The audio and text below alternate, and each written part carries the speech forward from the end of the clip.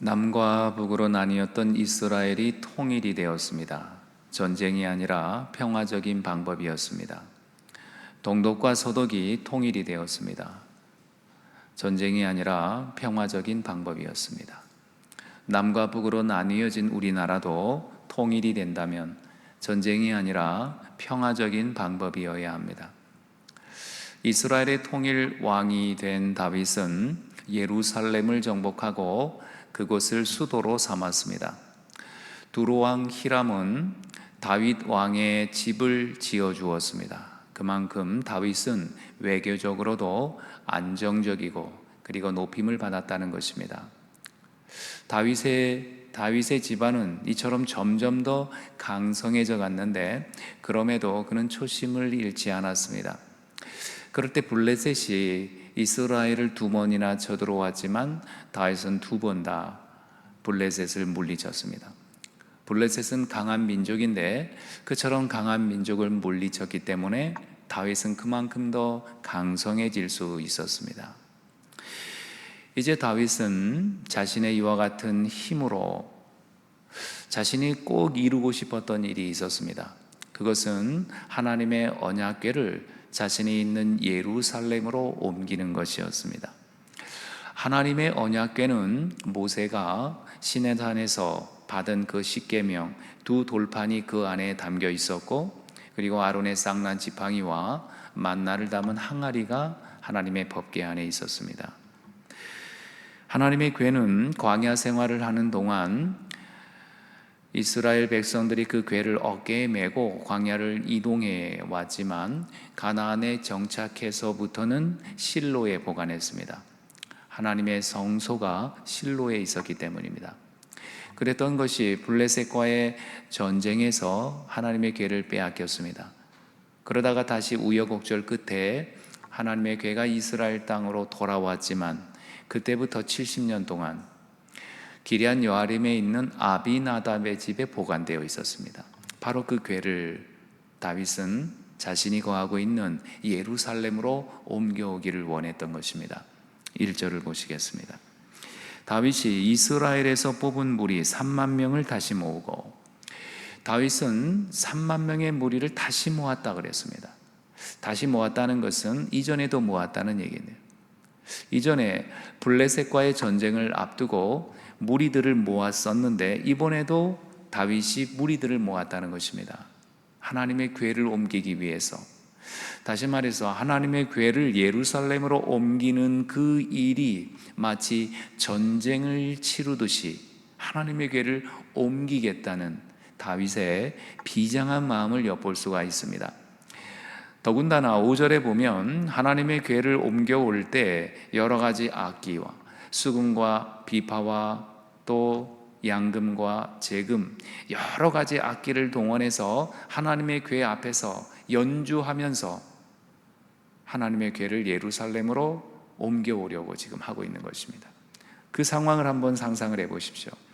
무리들 3만 명, 그리고 그 앞에는 브라스 밴드를 조직해서 연주를 하고 또 그것을 지켜보기 위해서 수많은 군중들이 모여들지 않았겠습니까?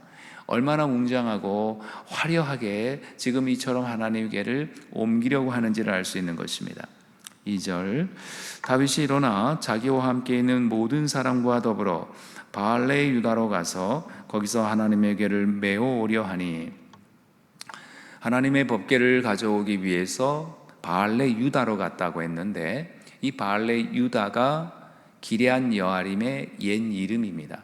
그러니까 지금 기럇 여아림의 아비나답의 집에 보관되어 있는 하나님의 궤를 가져오기 위해서 지금 가고 있는데, 다윗은 뭐라고 그랬냐면 하나님의 궤를 메어 오려고 그랬다고 그랬어요. 그랬는데 예상치 못한 일이 벌어지는 겁니다. 3절, 그들이 하나님의 궤를 새 수레에 싣고 산에 있는 아비나답의 집에서 나오는데 아비나답의 아들 우사와 아요가 그 새 수레를 모니라. 아비나답의 집에 이르렀을 때 하나님의 언약궤가 새 수레에 실려 나왔습니다. 그 새 수레를 끌고 있는 사람은 아비나답의 아들인 우사와 아요였습니다. 하나님의 궤는 반드시 메어서 이동하게 되어 있는데 세술에 싣고 이동하고 있다는 것입니다.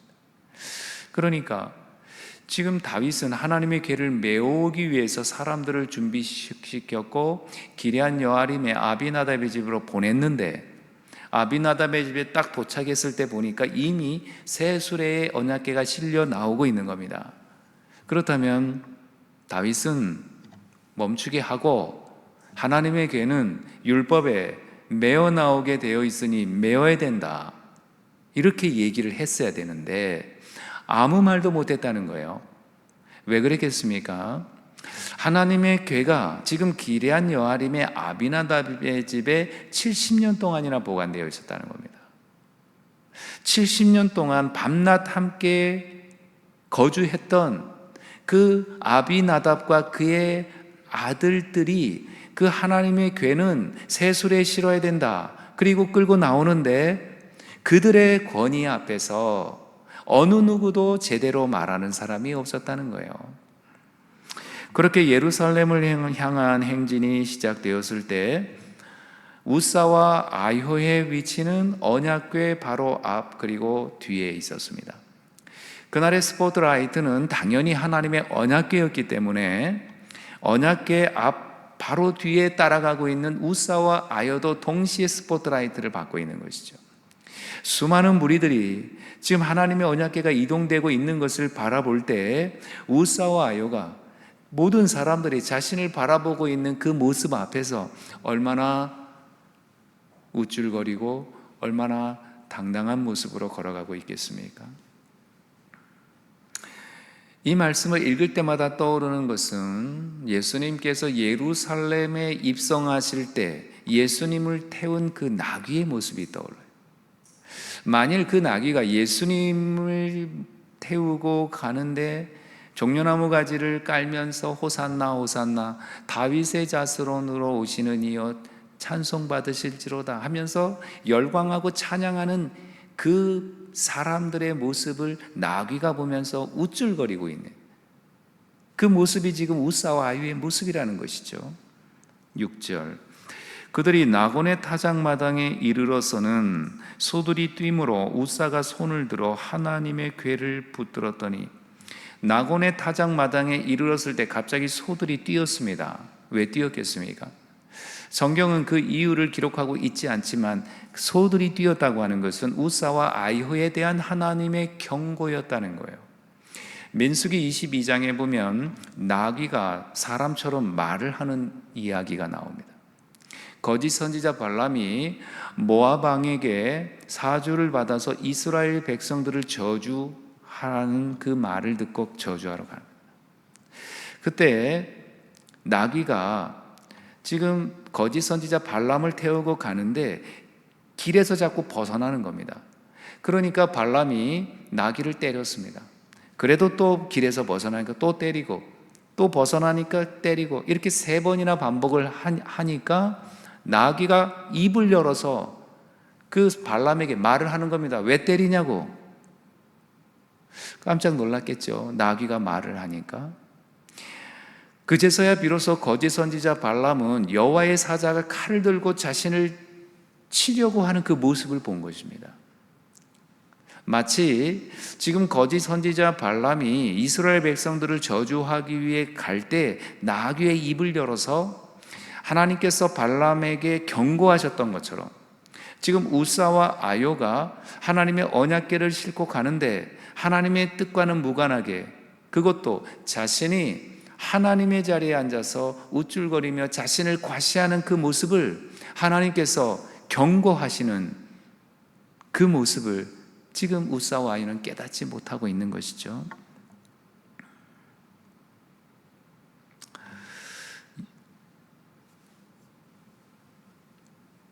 7절, 여호와 하나님이 우사가 잘못함으로 말미암아 진노하사 그를 그곳에서 치시니 그가 거기 하나님의 궤 곁에서 죽으니라. 하나님의 경고를 무시한 우사는, 하나님의 언약궤의 주인 행세 노릇을 하던 우사는 그 자리에서 하나님의 치심을 당하고 말았습니다. 우사가 그 자리에서 죽는 그 모습을 목도한 다윗은 충격을 받음과 동시에 한 가지 사실을 깨달은 거예요. 8절, 여호와께서 우사를 치심으로 다윗이 분하여 그곳을 베레스 우사라 부르니 그 이름이 오늘까지 이르니라. 여호와께서 우사를 치셨을 때 다윗이 분했다고 했습니다. 여기서 다윗이 분했다고 하는 것은 그 분한 대상이 하나님이라는 뜻이 아닙니다. 하나님의 자리에 마치 자기 자신이 하나님인 것처럼 그렇게 행사했던 그 우사에 대해서 분했다는 말이고, 그와 더불어 그런 잘못된 행동을 하고 있는 우사를 말리지 못한 자신의 어리석음에 대한 분함이었다는 거예요.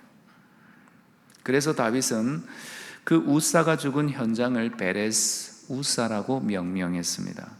베레스는 치다는 뜻이고 우사는 사람의 이름이면서 그 뜻은 힘, 권위, 능력, 그런 것입니다.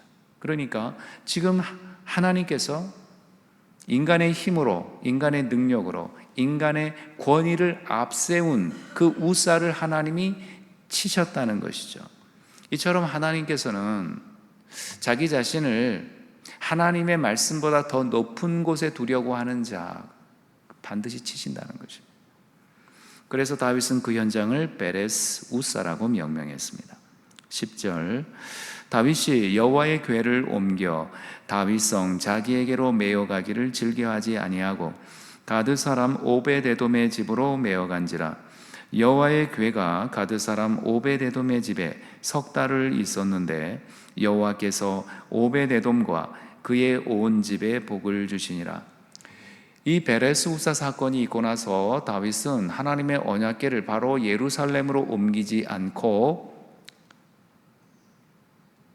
석 달 동안이나 가드 사람 오베데돔의 집에 보관을 했습니다. 가드 사람이면 블레셋의 대표적인 도시 중에 하나가 가드잖아요. 그러니까 지금 블레셋 사람이라는 거죠. 그리고 오베데돔이라고 하는 이름의 뜻은, 오벳이라고 하는 것은 섬긴다는 뜻이고 에돔은 에돔 신을 의미하는 겁니다. 에돔 신을 섬기는 사람, 다시 말해서 그는 이방인이고 이방신을 섬기는 사람이었다는 거예요. 가드 사람 오벳에돔의 집에 하나님의 언약궤를 보내서 보관하게 했다. 그런데 그 궤가 석 달 동안 그곳에 보관되어 있었는데 오벳에돔과 그 집에 하나님께서 복을 주셨다는 것입니다. 왜 오벳에돔의 집에 하나님의 언약궤를 보관했을까요?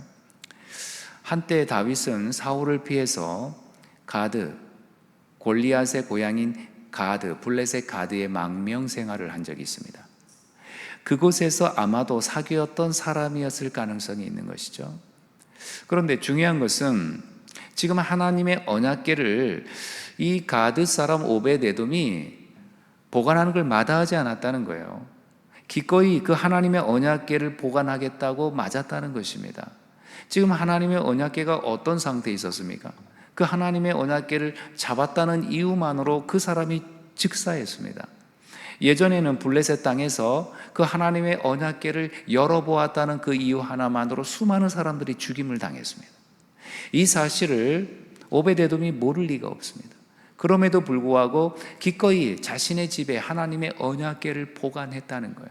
이것이 무엇을 말하는 것이겠습니까? 그는 이방인이었고 한때는 이방신을 섬기는 사람이었지만 하나님의 언약궤를 소중히 여기는 사람이라, 하나님을 믿는 사람이었다는 것이죠. 그래서 하나님께 복을 받게 되는데 지금 여기에 두 집안이 비교가 되는 겁니다. 아비나답의 집과 오베데돔의 집. 아비나답의 집은 70년 동안이나 하나님의 언약궤를 보관한 집이었어요. 그랬는데 그 집이 복을 받았다는 내용이 없습니다. 그런데 단지 석 달 동안 보관했던 가드 사람 오벳에돔의 집은 복을 받았다는 것이죠. 이처럼 우리의 신앙이라고 하는 게 신앙의 길이가 중요한 게 아니라 질이 중요하다는 거예요.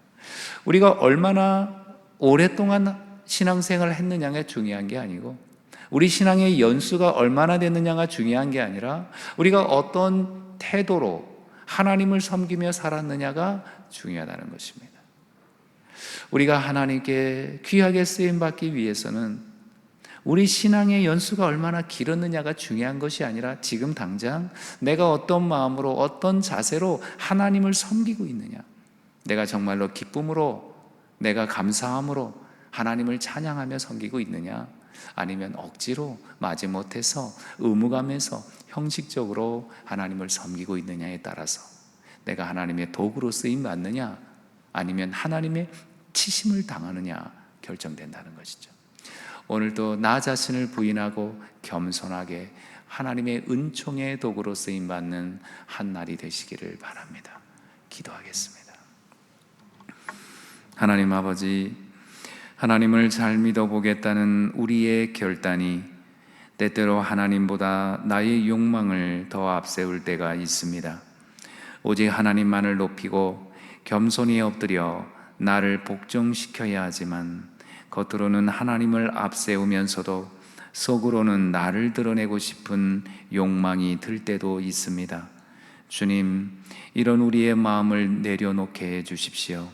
나를 부인하지 않으면 하나님을 부인하게 된다는 사실을 늘 기억하게 해주십시오. 언제나 겸손히 나를 내려놓고 하나님만 높여드리는 믿음의 사람이 되게 해주십시오.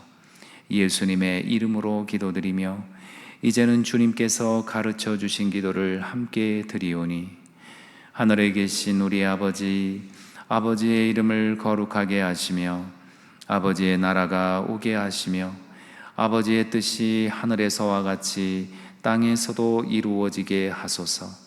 오늘 우리에게 일용할 양식을 주시고 우리가 우리에게 잘못한 사람을 용서하여 준 것 같이 우리 죄를 용서하여 주시고 우리를 시험에 빠지지 않게 하시고 악에서 구하소서. 나라와 권능과 영광이 영원히 아버지의 것입니다. 아멘.